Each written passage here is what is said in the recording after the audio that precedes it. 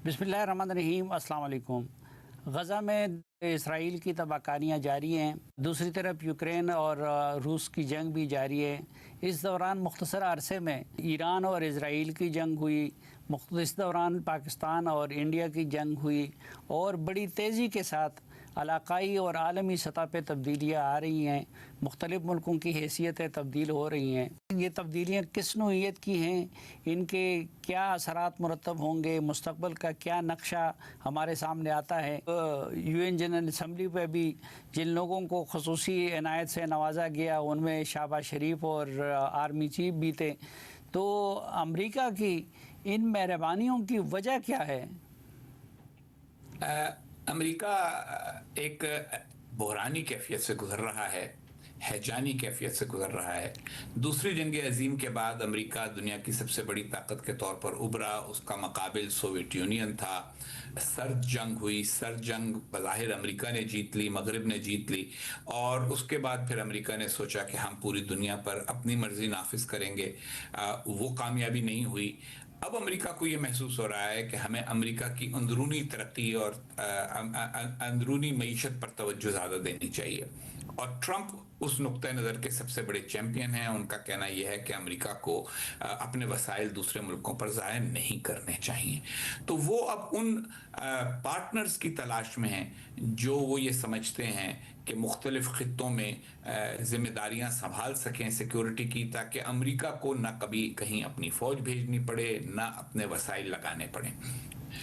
जो वसीतर मशरिक़ वस्ता है, मोरक्को या मगरिब से लेके और पाकिस्तान तक का इलाका, इसमें तीन बड़ी अफवाज हैं: तुर्की, मिस्र, पाकिस्तान, जिनके अमेरिका के साथ ताल्लुकात हैं, और चौथी है ईरान, जिसको अमेरिका कंटेन करना चाहता है। तो इसलिए अमेरिका की पॉलिसी में, ट्रंप साहब की पॉलिसी में, अब आजकल इन चार मुल्कों के साथ किस तरह डील करना है, वो एक अहम उसका सतून है उनकी पॉलिसी का। दुनिया में जो निज़ाम दूसरी जंग अजीम के बाद कायम हुआ था, जिसमें मुल्कों के दरमियान आपस में ताउन के मुख्तलिफ मुआहदे हुए थे, जिसके नतीजे में ग्लोबलाइजेशन शुरू हुई और वसीतर हो गई, ट्रंप उस सब को पीछे ले जाना चाहते हैं। उनके जहन में 19वीं सदी का आखिरी जो हिस्सा है वो अमेरिका के लिए सबसे अच्छा वक्त था, जब अमेरिका में ज़्यादा खुशहाली थी और बाकी दुनिया से अमेरिका कटा हुआ था।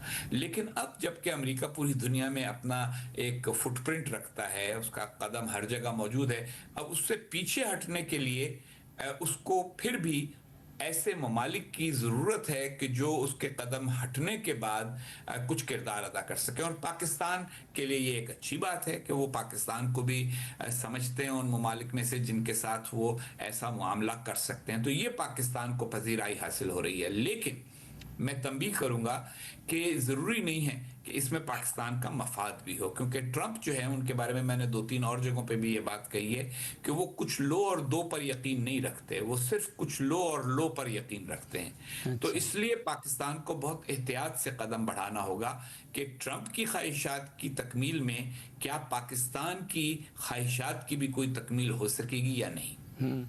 तो एक तरफ इस खित्ते में पहले से हमने ये महसूस किया था कि जो मुकाम उन्होंने इंडिया को दिया हुआ था, तो वो दूसरी तरफ इंडिया को मुसलसल नाराज़ क्यों कर रहा है, अगर उनको इस तरह के मुल्कों की ज़रूरत है? देखिए, इंडिया की एक पॉलिसी है जिससे अमेरिका बहुत ज़्यादा खुश नहीं है, और वो ये है कि इंडिया सॉफ्ट पावर तो चाहता है, हार्ड पावर को डिप्लॉय नहीं करना चाहता। 1947 से आज तक इंडिया ने अक़वाम मुत्तहिदा की पीस कीपिंग फोर्सेस के अलावा कभी अपनी फ़ौज कहीं डिप्लॉय करने पर आमादगी ज़ाहिर नहीं की, किसी मुल्क से फ़ौजी मुआहिदा नहीं किया, और वो ताल्लुकात रखते हैं लेकिन जो निकाहनामा है उसके ऊपर दस्तखत करने को तैयार नहीं होते। तो ट्रंप साहब की नाराज़गी का एक बड़ा सबब ये भी है। और दूसरी तरफ तिजारत के मामलात हैं। ट्रंप ये चाहते हैं कि दुनिया में अमेरिका की जो तिजारती हैसियत है वो पहले के मुकाबले में ज़्यादा बड़ी हो, जिसके अंदर अमेरिका दरामद करने वाला मुल्क नहीं बल्कि बरामद करने वाला मुल्क बने। मेरा और बहुत सारे माहिरीन माशियात का भी ये ख्याल है कि ये उनकी एक फैंटेसी है, ये पूरी नहीं हो सकेगी। लेकिन इस मामले में वो मुल्कों से ताउन चाहते हैं और इंडिया ने इसमें उनको ताउन नहीं दिया।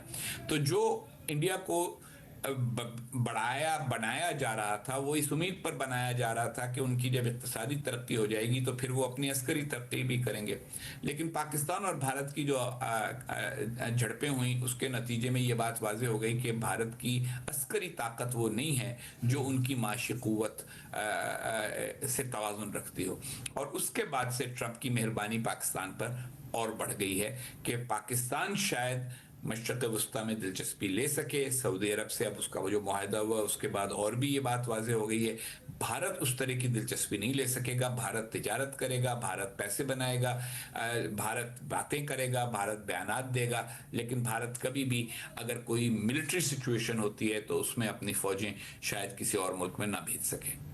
تو بھارت نے جواب میں جو رویہ اپنایا ہوا ہے اور جس طریقے سے بھارتی وزیر اعظم چین گئے اور ایک پیغام انہوں نے بھی دیا, تو اس کے بعد آپ سمجھتے ہیں کہ امریکہ اور بھارت کے تعلقات ماضی کی سطح پہ آ سکتے ہیں دوبارہ؟